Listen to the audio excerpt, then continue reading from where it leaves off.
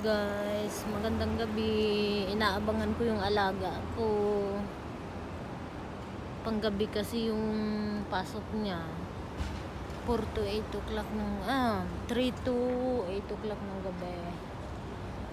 Eh may car lift na siya kaya hinihintay ko yung car lift niya dito. Ang ganda ng ilaw pagkagabi. Kaya nasa baba ako ng building, hinihintay ko yung service niya. Car lift niya. Ayan, andito ako sa Abu Bahad Food Stop. Ayan, sa baba naman. Grabe, yung ihip ng hangin hindi ng init, parang nasa pugon. Ayan, ang ganda ng ilaw pagkagabi. Hinihintay, baka parating na yun yung bus niya kasi yung niya, car lift niya.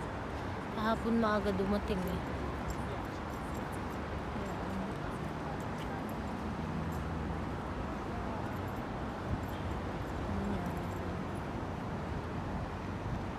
Mga 8 o'clock labasan niya sa sa school. Iisa lang yung alaga ko ngayon.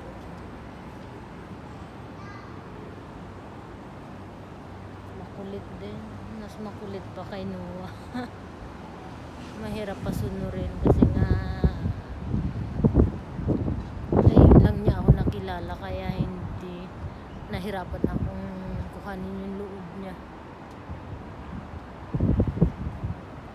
Bago lang sa kanila 1 month ako sa 15. Ayan. Baba ko na to, baka tatawag yung car lift Hinap yung namin niya Bye guys.